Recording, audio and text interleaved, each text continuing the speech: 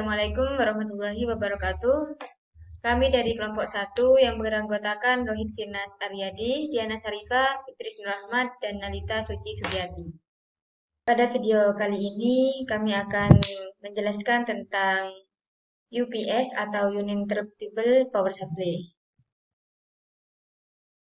Yang pertama yaitu tentang pengertian dari power supply. Power supply adalah perangkat elektronik yang bertanggung jawab untuk mengonversi sumber daya listrik yang tersedia, biasanya dari jaringan listrik umum atau baterai, menjadi tegangan dan arus yang sesuai dengan kebutuhan perangkat elektronik yang terhubung. Dalam konteks komputer dan peralatan elektronik lainnya, power supply seringkali merujuk pada unit yang menyediakan daya DC atau arus searah ke komponen internal seperti motherboard, CPU, dan perangkat keras lainnya. Ini adalah komponen vital dalam setiap sistem elektronik yang membutuhkan daya listrik untuk beroperasi dengan baik. Poin yang kedua yaitu fungsi power supply. Yang pertama, menyediakan daya. Power supply menyediakan daya listrik yang dibutuhkan oleh semua komponen elektronik dalam suatu sistem, seperti komputer, televisi, peralatan rumah tangga, dan peralatan industri. Yang kedua yaitu stabilisasi tegangan. Power supply mengatur dan menjaga tegangan listrik pada tingkat yang stabil sesuai dengan kebutuhan perangkat elektronik yang terhubung. Ini membantu mencegah kerusakan pada peralatan akibat lonjakan atau penurunan tegangan yang tiba-tiba. Yang ketiga yaitu pengaturan arus. Power supply juga mengatur arus listrik yang disediakan ke perangkat elektronik. Hal ini penting untuk menjaga komponen peralatan agar tidak terlalu panas atau terlalu banyak daya yang diserap. Yang keempat yaitu perlindungan. Beberapa power supply dilengkapi dengan fitur perlindungan, seperti proteksi terhadap lonjakan tegangan atau overvoltage, proteksi terhadap arus yang berlebihan atau overcurrents, dan proteksi terhadap suhu yang berlebihan. Fitur-fitur ini membantu melindungi perangkat elektronik dari kerusakan akibat kondisi listrik yang tidak stabil atau dari kelebihan beban. Yang terakhir yaitu konversi. Power supply juga dapat melakukan konversi daya dari satu bentuk ke bentuk lain. Misalnya, mengubah tegangan AC atau arus bolak-balik menjadi tegangan DC atau arus searah, atau sebaliknya, tergantung pada kebutuhan perangkat elektronik yang terhubung. Poin yang selanjutnya yaitu cara kerja power supply. Yang pertama yaitu penerimaan sumber daya listrik. Power supply menerima sumber daya listrik dari jaringan listrik umum atau dari sumber daya lain seperti baterai. Yang kedua, transformasi dan penyearahan atau rectification. Pada power supply yang menggunakan tegangan AC atau arus bolak-balik sebagai input, langkah pertama adalah mengubah tegangan AC menjadi tegangan DC atau arus searah. Cara kerja dari power supply yang pertama yaitu penerimaan sumber daya listrik. Power supply menerima sumber daya listrik dari jaringan listrik umum atau dari sumber daya lain, seperti baterai. Yang kedua yaitu transformasi dan penyearahan atau rectification.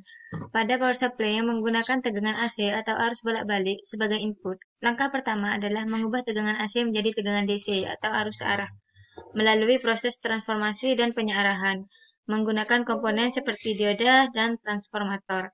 Yang ketiga yaitu pengaturan dan stabilisasi tegangan.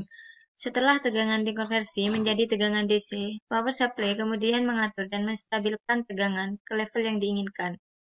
Ini dilakukan dengan menggunakan komponen seperti regulator tegangan atau voltage regulator yang memastikan tegangan keluaran tetap stabil meskipun terjadi fluktuasi pada tegangan input. Yang keempat yaitu pengaturan dan stabilisasi arus. Selain mengatur tegangan, beberapa jenis power supply juga mengatur arus listrik yang diberikan ke perangkat elektronik yang terhubung. Ini dapat dilakukan dengan menggunakan regulator arus atau current regulator atau dengan memanfaatkan sirkuit kontrol yang sesuai. Yang kelima yaitu pelindungan dan keamanan. Power supply sering dilengkapi dengan fitur pelindungan seperti proteksi terhadap lonjakan tegangan atau overvoltage protection, proteksi terhadap arus berlebih atau overcurrent protection, dan proteksi terhadap suhu yang berlebihan atau thermal protection. Ini membantu melindungi perangkat elektronik dari kerusakan yang disebabkan oleh kondisi listrik yang tidak stabil atau dari kondisi operasional yang berlebihan. Yang keenam yaitu penyaluran daya. Setelah tegangan dan arus telah diatur dan disesuaikan, power supply menyalurkan daya listrik yang telah diolah ke perangkat elektronik yang terhubung, memungkinkannya untuk beroperasi sesuai dengan kebutuhan. Selanjutnya yaitu operasional penggunaan power supply. Yang pertama ada pemasangan fisik. Pasang power supply ke tempatnya sesuai dengan instruksi yang disediakan oleh produsen. Pastikan untuk memilih lokasi yang baik agar aliran udara tidak terhambat dan ventilasi berfungsi dengan baik. Yang kedua, hubungkan ke sumber daya. Hubungkan power supply ke sumber daya listrik. Jika menggunakan power supply yang dapat disesuaikan, pastikan untuk menyesuaikan tegangan dan frekuensi input dengan sesuai sumber daya listrik yang digunakan. Yang ketiga yaitu hubungkan ke perangkat elektronik. Sambungkan perangkat elektronik yang akan diberi daya ke power supply. Pastikan kabel yang digunakan sesuai dengan spesifikasi dan kebutuhan daya perangkat. Yang keempat, nyalakan power supply. Setelah semua koneksi terhubung dengan benar, nyalakan power supply menggunakan tombol daya atau saklar yang tersedia. Anda mungkin perlu menunggu beberapa detik agar power supply mencapai stabilitas dan tegangan keluaran stabil.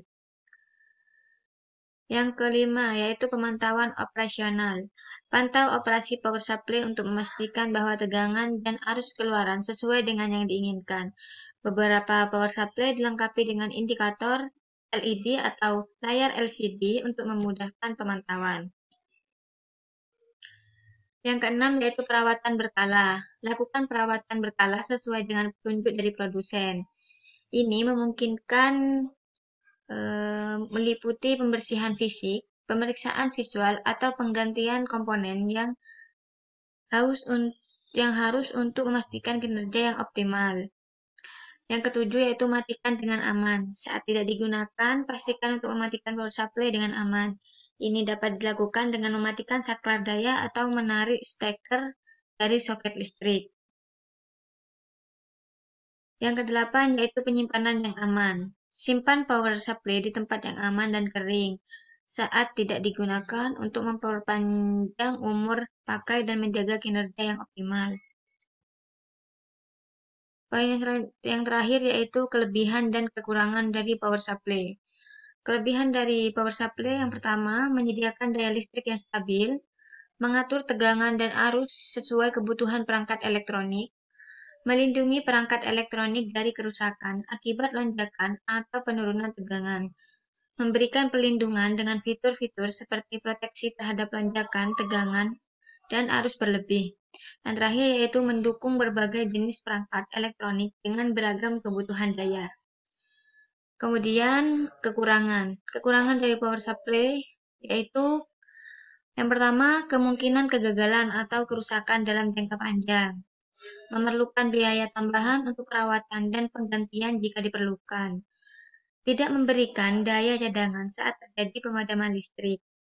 Potensial untuk menghasilkan panas berlebihan, terutama pada penggunaan yang berlebihan. Ketergantungan pada kualitas dan stabilitas sumber daya listrik yang tersedia.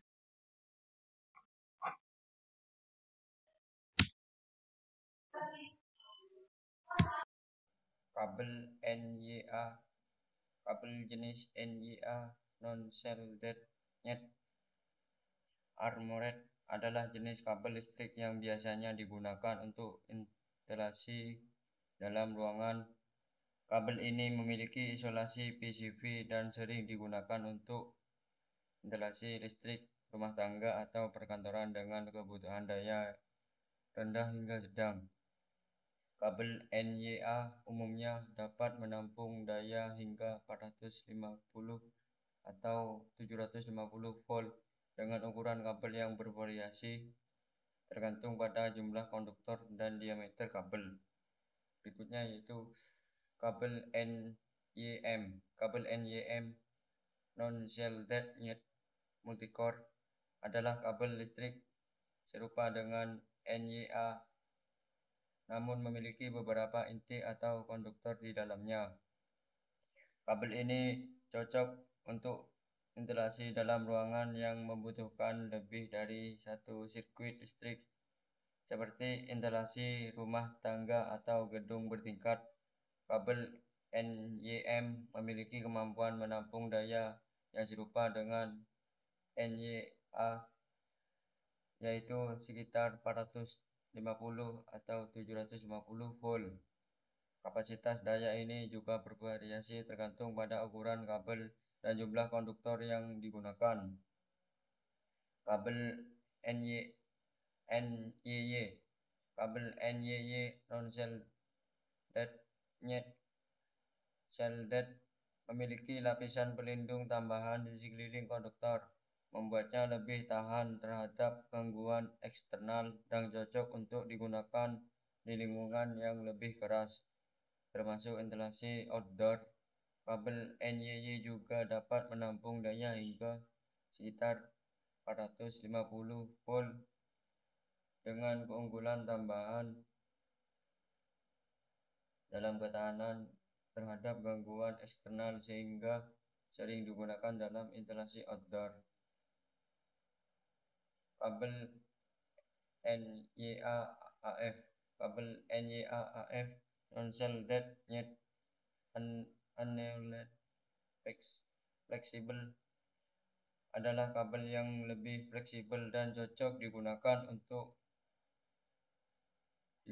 di tempat-tempat di mana pergerakan atau lenturan kabel sering terjadi, seperti pada peralatan yang digunakan secara portable atau lingkungan industri.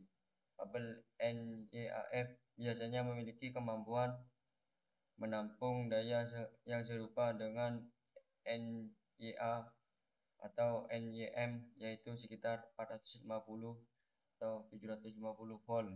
Namun kabel ini lebih fleksibel sehingga cocok untuk aplikasi yang membutuhkan mobilitas dan lenturan. Kabel NYMHY non-shielded yet multicore harmonized adalah kabel jenis serupa dengan NYM namun memenuhi standar harmonisasi Eropa Harmonized Kabel Standard. Kabel ini umumnya digunakan di proyek-proyek yang membutuhkan kepatuhan terhadap standar internasional. Kabel NYMHY memiliki kemampuan yang sama dengan NYM, yaitu sekitar 450 atau 750 volt, namun memenuhi standar harmonisasi Eropa. Kabel NYFGBY non-shielded yet flame retardant green yellow adalah kabel listrik dengan lapisan PCV yang tahan terhadap api serta memiliki inti berwarna hijau kuning yang khas untuk penghubung grounding dalam instalasi listrik. Kabel NYFGBY juga memiliki kemampuan menampung daya sekitar 450 atau 750 volt dengan tambahan perlindungan terhadap kebakaran dan grounding yang kuat. Kabel XLP cross-linked fluorescent menggunakan bahan isolasi berbasis politina silang yang memberikan daya tahan yang lebih terhadap panas dan lingkungan yang keras. Kabel ini sering digunakan dalam instalasi listrik industri atau proyek-proyek skala besar. Kabel XLP memiliki kapasitas daya yang lebih besar tergantung pada ukuran kabel dan kekuatan isolasi silangnya. Biasanya dapat menampung daya hingga ribuan volt tergantung pada aplikasinya.